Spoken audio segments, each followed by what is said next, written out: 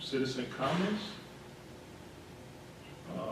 We'll move forward with approval of the minutes. We'll give everyone a few minutes to page 1 through 7. See if there's any questions.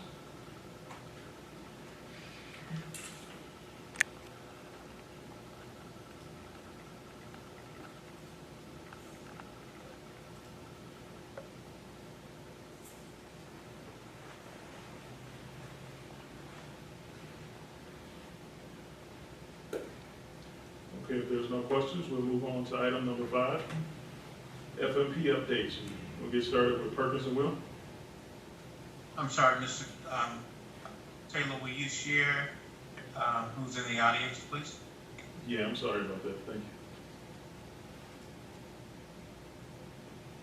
So with us today, we have Dr. Henderson, Mr. Johnson, Mark Jones, Donovan Binion, Johnny Jenkins, Mary O'Rourke, All-Star King, Dr. Nicole Williams, Nicole Wilson, Al McDonald,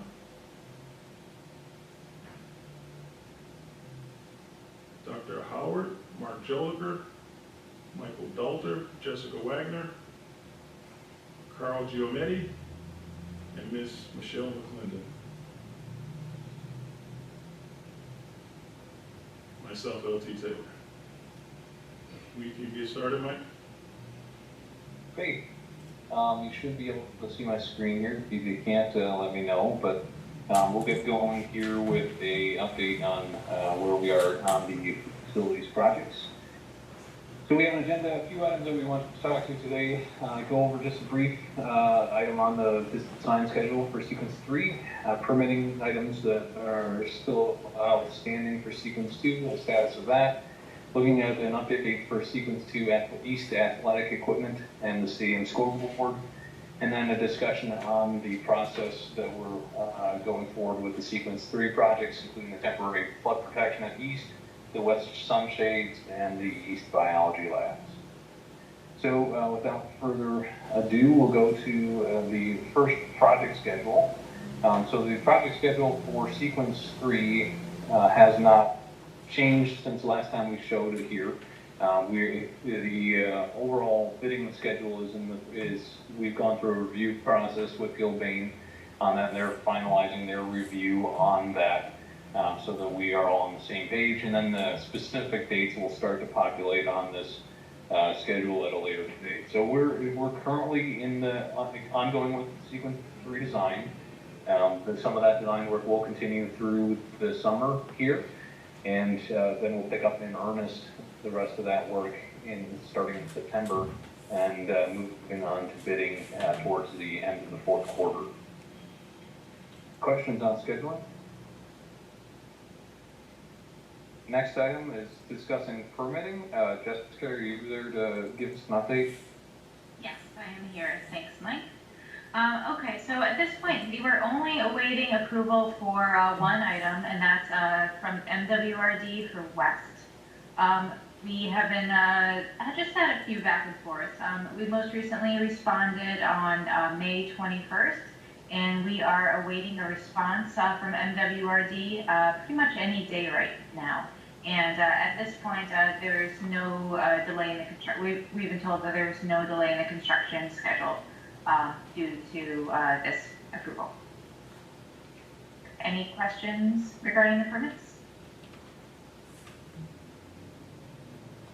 Okay, As a reminder, the MWRD permit for the West work is connection to the sanitary storm line for the new cooling towers and the work that's being done out there, as well as some revisions that have been made with the tunnel work out there. Moving on, Carl, can you update on the East track and field equipment? Sure. So when we initially met with the Proviso East team to begin the design process for the new stadium, this was last July, June and July of 2020. We were directed to design the facilities based on IHSA and FHS standards and events, which the bid documents reflect. However, there has been some Proviso Proviso East athletic staff additional requests based on the shop drawings that were submitted by Gilbane to Perks and Will for review. So I just have a list of some of the items that were requested here, and I'll just kind of run through them really quickly. The first is the an additional long jump pit forming system. The current design has a concrete curb and enclosed pit forming system. However, based on the location of the long jump areas where it's a side-by-side, this would require a custom pit forming system. So there would be some impact to the site geometry. There would be a schedule impact, but it'd be to the long jump area only. As far as the cost impact, you'll notice for all these here, I kind of just have the vague yes. And that is because these revised items have been provided to Gilbane and we are awaiting pricing and a more definite schedule impact determination from Gilbane. So unfortunately, I don't have much more information than that at this point, but I know Gilbane is working with their contractor to get that information. The next item that was requested was for a hammer/discus cage, and this is as opposed to just a discus-only cage. Hammer is currently not an IHSA NFHS event. This would also require some modifications to the concrete pad that was originally designed. Again, there would be a minimal schedule impact, but anything that would be impacted would be only for the hammer discus cage. So it's not like there's any secondary impacts to other elements. Another item that was requested was just an alternate jump board for the long jump triple jump. This will have minimal to no cost impact and no schedule impact to the design team. Sees no issues proceeding forward with the alternate jump board requested. One other item that was requested was water jump pit hurdles for the steeplechase. The bidding contractor did provide a voluntary $15,000 alternate for portable steeplechase hurdles. The item requested by the athletic staff was for a slightly different type of hurdle where it would have a sleeve embedded in the track and essentially a pin that would fix it into place so that way it could be removed.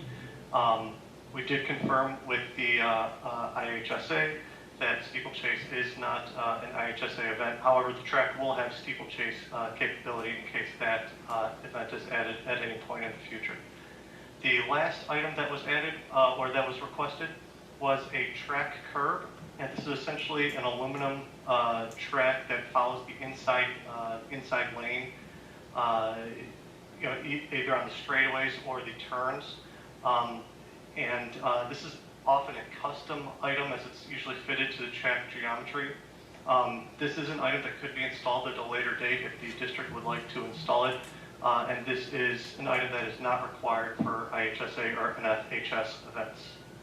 So those are the items. Like I said, we don't have cost impacts just yet, but we are expecting those.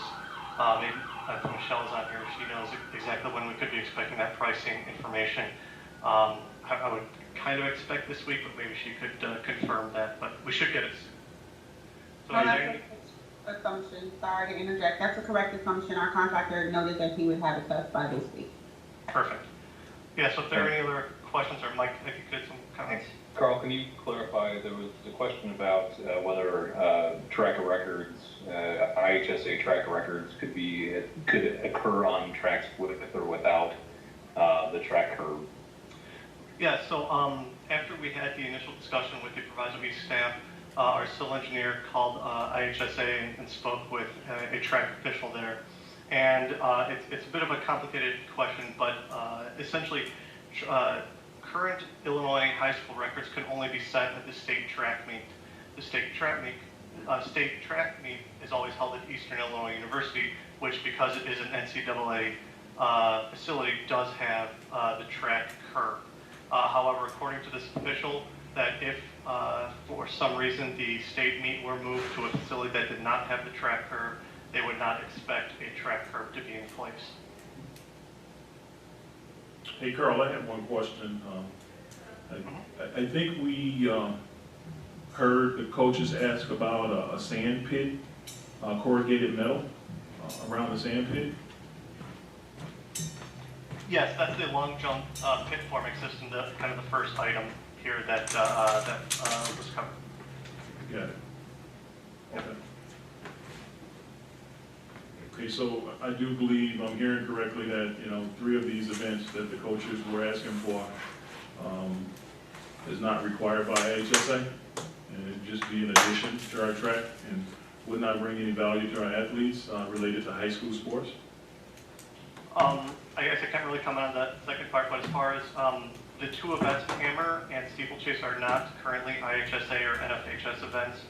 And then, like I said, based on the feedback from IHSA, the track curb is not required for high school facilities. And Proviso East could host, with the track as currently bid, could host events up to sectionals with this facility.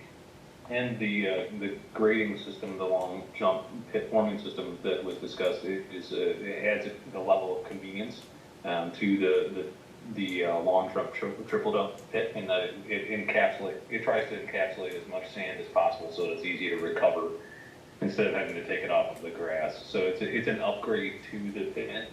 As it is, it's an operational upgrade. It doesn't affect the performance of the pit at all. Yeah, thanks, Mike. And it really is something that's typically, it's fairly common. It's almost standard for indoor track facilities, and it's also fairly common for long jump facilities where the long jump is actually surrounded by track surface, whereas in this instance, the track is surrounded by grass surface. But as Mike said, it does help kind of keep the sand collected in the pit a little bit better than just a concrete curb system. Okay, so the next steps with this item, Proviso will wait for the estimates to come from Gilbane, and we're provided to the coaches, bring it to the next facility FMP meeting and facilities meeting, and make a decision from there. I guess I would like Gilbane maybe to speak a little on schedule impact, because a lot of this work is ongoing. As you mentioned, with items like the track curb, that's something that could be installed at a later date. But the under drain for the long jump pit is currently under construction, if not completed. So I guess I would just ask Michelle to identify these areas where, if they were accepted, just to make sure that we're not undoing work that has already been completed. I'll confirm that along with the pricing. I've also requested the lead time for some of these items to make sure that they fit within our schedule. So we'll provide a comprehensive update once we get that pricing and any effect, or hopefully no effects that it'll have on our current progress.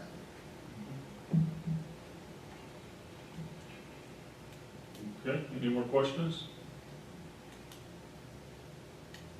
All right, we can move on. Next item here, Carl, we can stay on for the East Scoreboard. Sure. So at the time of bidding, the scoreboard manufacturer provided a voluntary alternate for a higher resolution scoreboard, or no cost alternate for a higher resolution scoreboard. However, with the higher resolution, the electrical requirements were increased. Coupled with that item, the Proviso East athletic staff requested a couple of additions to the original design. As Mike shows here, the one on the left is the original design. One on the right would have a lighted truss element on the top, and then a traditional kind of digital scoreboard below.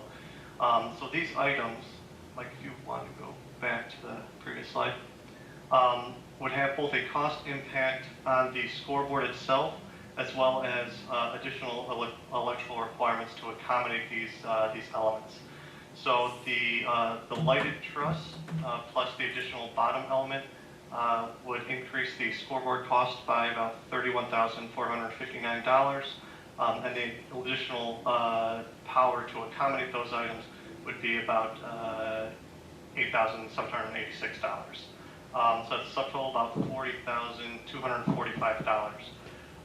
However, there was identified by the low voltage contractor some duplicate scope, and so they are offering, kind of as a separate item, a credit of $12,800 for the duplicate scope.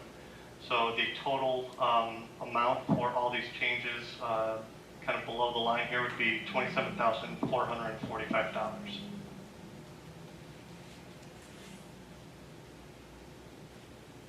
Any questions on the scoreboard proposal?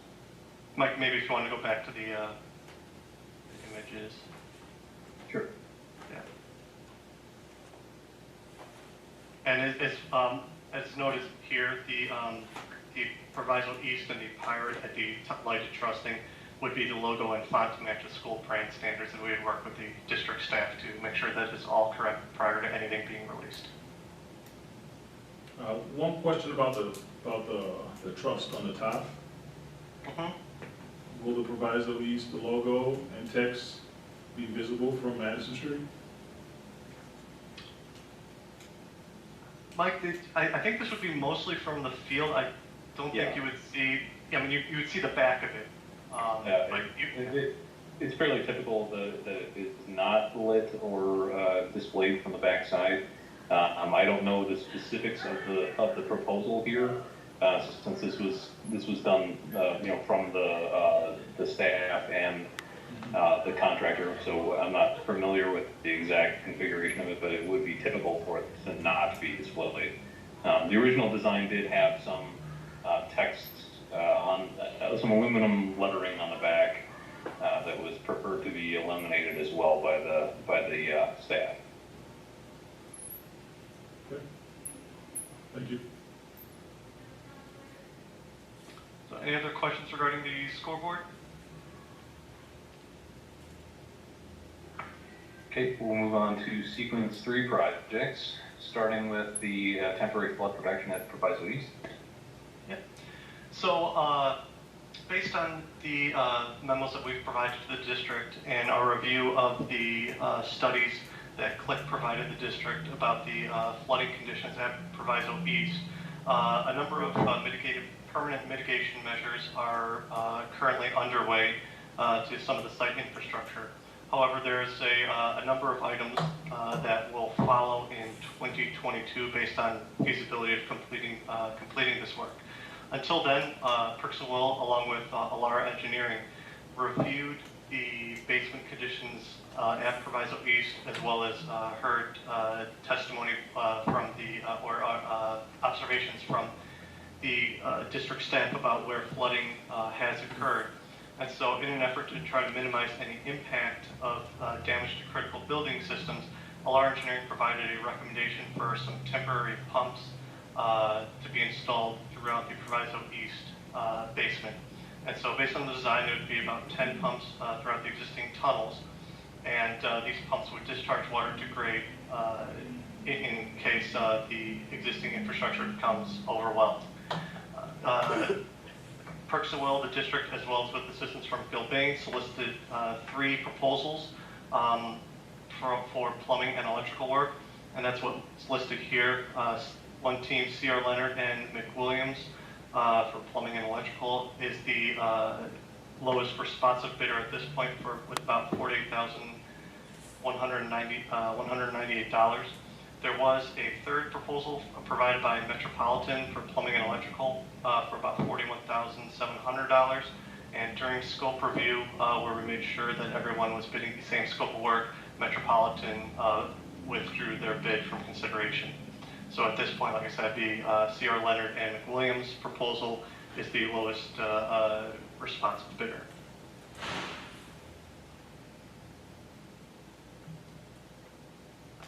Questions here? Otherwise, we'll move on to the Proviso West academic window sunshades item. I actually have a question, Mike.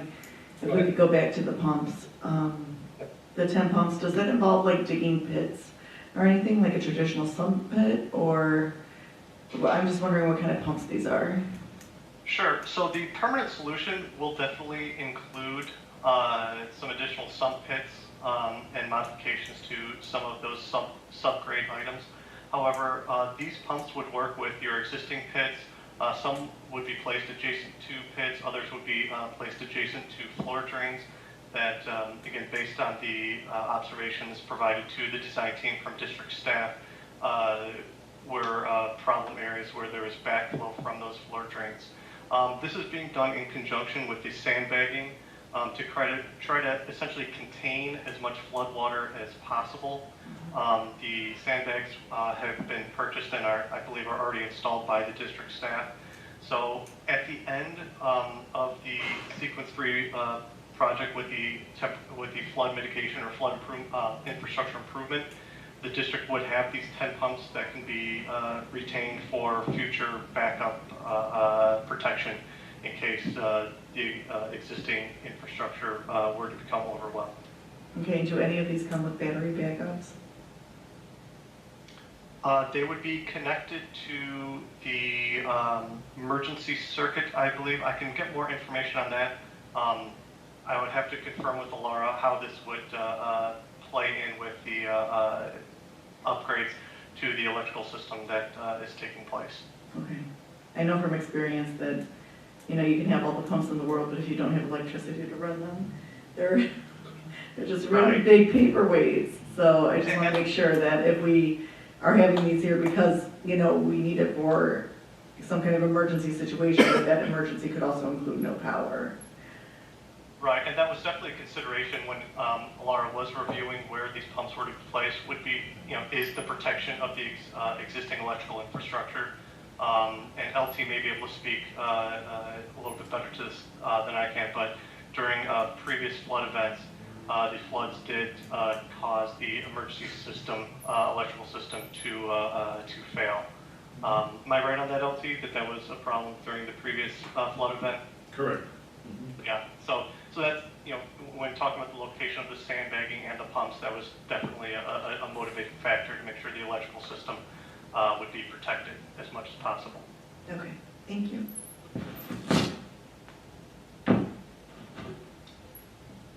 Any other questions on this? Otherwise, Mike, I think next is the west sunshades. Sorry about that. That's great. Yep. Going on to the west sunshades.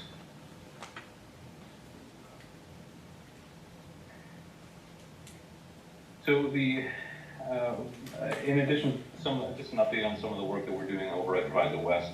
The sunshades that are on the academic wings over there have been experiencing obviously some significant degradation over the time. Concrete's falling, and as you can see in some of these pictures here, has been pretty severe in some locations, including exposed rebar and reinforcing in these areas. So what was developed as part of the previous year's work here were a few different options for consideration on repairing these as part of the HLS projects. All the options were considered at that time, and it was determined that providing a mock-up would help the district to make a decision on what approach was the correct approach. So so a solution was not included in the documents for Sequence 2 project. This is anticipated on being a Sequence 3 project, however. We're also putting together documents for mock-ups of 3 different physical approaches to this that will be constructed in place for review later fall, so that the final solution can be implemented in the Sequence 3. Additionally, another Sequence 3 project, just as a quick update, we have had a couple meetings with faculty and staff over at Proviso East on the biology labs to select 2 biology labs that could be potential Sequence 3 projects. We went through, reviewed the existing conditions with the teachers, walked through how their facilities are operating, what improvements could be made to better support teaching and learning in those spaces, and asked a few main questions. The biggest of one is what works and what doesn't work about your current spaces, and then it sort of has a free-formed discussion from there, in which we reviewed some precedents to try to get an idea of what other ideas are out there, what other things can be done at Proviso East to develop these model biology labs for the future signs at East. So we're continuing on with the schematic design of that portion. It's lagging a little bit behind the schematic design for the rest of the project. But that's where we are today with our Sequence 3 projects. Hey, Any additional questions? Yeah, Michael, I have a question. If you guys could please circle back with the new leader of the science department to ensure that we're getting what we want at Proviso East, so we can set up another round of meetings to ensure that all the stakeholders are at the table. Sure. Yeah, Mr. Ashoff was part of the discussions there, but we will certainly circle back with the new leader at East. Okay, if there's no other questions, we'll hand it over to Michelle for an update on construction.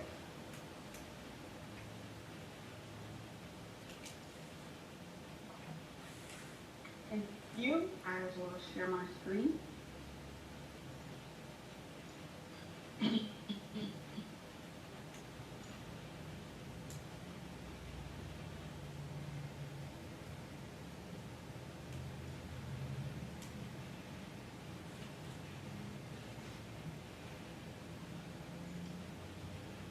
All right, everyone can see it?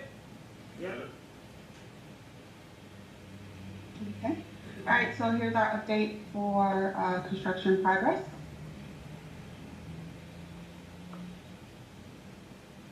Over at the Proviso East Stadium, work is in full swing. Some of our underground piping is being installed. Underground sewer and utilities work. Again, just more pictures of the progress behind the school at the stadium, grading in progress, and underground work as well. Over at Proviso West, we are starting, or have started, the mechanical work over there. These are photos in the D tunnel on the east side looking north, and then the Proviso West mechanical room. Today is actually a really important day for us as we're full swing ahead at both schools, and so hopefully we'll have a lot more pictures and a lot more updates coming real soon as our, what we like to call our summer slammers have started. Again, more photos over at Proviso East with doing some of the prep work to begin the mechanical work over at East as well. As far as updates, we will start with our allowance tracking for sequence 2.1 for the auto shop. As you know, the auto shop is wrapped up and we have $3,500 in the credit for allowances there. We will credit accordingly. Nothing for West, and we used our landscaping allowances over at PMSA. For sequence 2.1 for change order tracking, again, 3 columns to show East, West, and PMSA. We have credits over at Proviso East, totaling $59,926, nothing over at West, and then for PMSA, $3,400 in landscaping. For sequence 2.2, starting with Proviso West first. And this is, again, we are just now really getting hot and heavy into our summer mechanical work. We have $257,000 in allowances. We've just started to use some of them to do some of our preliminary work, and still well over $248,000 left in our allowances that we will continue to track throughout the summer. As far as change orders, we also have we have some potential change orders rather for West, roughly 109,000 in change orders. However, this large one that you see, the 96,000, is a potential change order that we will not be proceeding with, so we will remove it off the logs. It was for 2-part epoxy painting at a couple locations, and we're not going to do that. We're going to proceed with our traditional painting methods. Over at East, 2.2 for the stadium, $378,000 in allowances. We just started to use those as well. We have $356,531 left in allowances over at the stadium. For the allowances for the mechanical upgrades over at East, again, same scenario, as we begin the project, we are just starting to use some of them and still more than 90% of the allowance is still left over at East as well. For the stadium for change orders, we have some potential change orders over at East. The larger of them is the plumbing for Lima Contractors, and essentially that includes the 44,000 for our black backflow check valves that we previously discussed, along with the acceptance of alternate number 4, which is the $87,000 alternate for the boiler house there and tunnel removal and installation of area drains over there. Over at East, as far as the mechanical items as well, $295 in potential change orders, with this largest one being for the acceptance of pricing that was provided during our bidding for our lighting package within the auditorium. So this was the acceptance of alternate number 3. Again, we got that pricing when we first went out on the street for the project, and it is the most competitive pricing. So it is essentially just an acceptance of pricing we've had previously. As far as bid packages that we have out there, we had a pre-bid meeting on May 27th rather, for Proviso East and West furniture relocation. As we have to move the furniture and we need to put it back at the end of the summer. Bids are due June 3rd, so in 2 days we will have a bid opening to see where those prices come in at. And other exciting news, our internship process for this summer. We received 20 applications for the internship and 10 videos. They were really exciting for myself and my HR department to watch. We have 2 finalists that we are extending offers to, and we'll get them on board real soon. So we look forward to introducing them and announcing the successful candidates.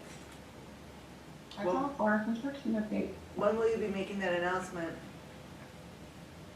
The hope is that we can make it on June 8th at the board meeting. Okay. The one candidate immediately filled out their full or formal application and now has the paperwork to go do a background check and drug screening. The second candidate didn't get their information in as fast, and so we're waiting for them to sign their offer letter. And as soon as that offer letter is accepted by the second candidate, then we'll get them the information to go do their screening and background information as well. So again, the hope is that we can introduce them at the board meeting on June 8th as the successful candidates. Great, thank you. Mm-hmm. Hey, Michelle, a few things about your presentation. The students, it was mentioned at the last meeting to ensure that the students be part of Gilbane Presentation at the end of the summer. We want to make sure that that's on the radar. And then I wanted to point out one thing related to the furniture bid. Could you go back a bit? So the reason why Proviso East and Proviso West wanted to go out for furniture move back bids is because the schedule as we speak is about August 6th as a turnover date from Gilbane back to Proviso. One school starts on August 20th. We were hoping to get some additional help. Obviously, you know, this is all of a thinking process, and we want to make sure that we have more than one option. So this is the primary reason for going out to bid, because it's cutting it really close from the turnover date as of August 6th, and school starts on August 20th. Early registration is around the 12th or so, so this is the main reason why we wanted to go out to bid, just to see how much it will cost, and hopefully it'll be a really good number on June 3rd, and we have it for consideration. Thanks, Michelle. Sounds good. Thank you.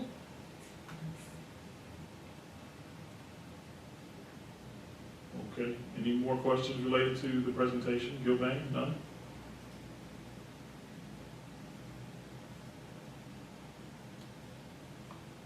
All right, moving on, we'll go to the building updates.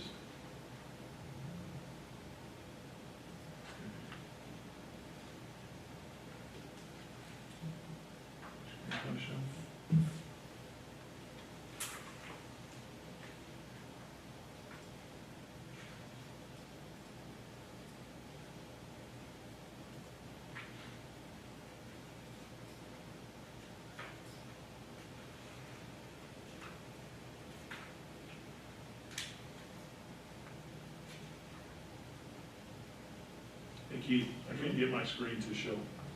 Share it. Share. You got it? No, I'm here on the bottom, I'm hitting share and it won't do anything, it seems.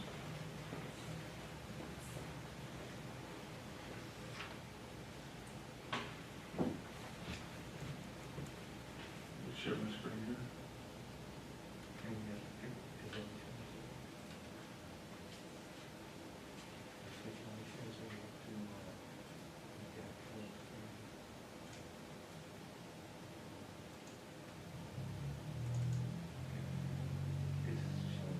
I think it's showing.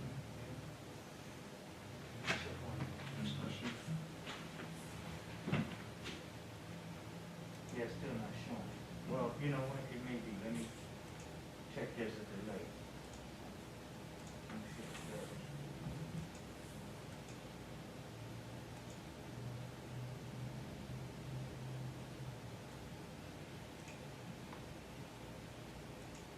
No, it's not showing. Exit out. Try to share it, yeah. And then click it, yeah. So you want to, yeah. Showing, just showing.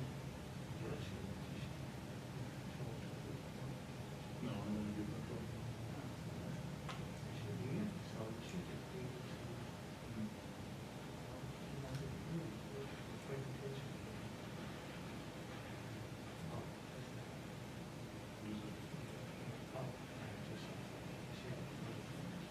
This is the intro.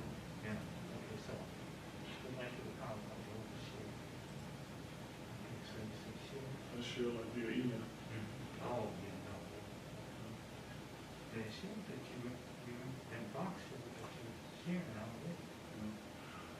Okay, we're having some technical difficulties with the building updates. I will go through them rather quickly, since you cannot see the slides.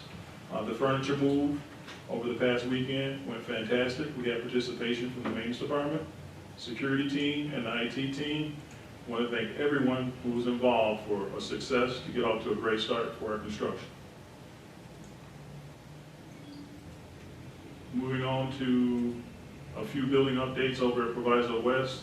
The third floor HVAC implementation related to the cooling tower and opening up the brick walls for the unit ventilators. That work is going well. We wanted to share with all of the participants that graduation was a huge success. Everyone in the district participated. A big shout out to everyone to ensure that these kids had a really good send-off. So great work for everyone. I will be sharing this via email to everyone. That way, if you have any questions, I'll be more than happy to answer them. At this time, we'll move on to new business. There's no questions for the updates. Is there any new business? All right, so our next meeting is July 6th, 2021.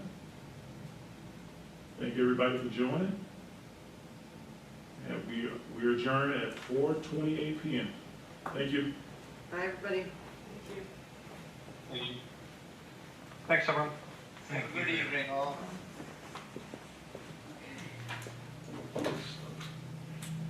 You know, I think the reason why I can't share is because Shar put this Google Drive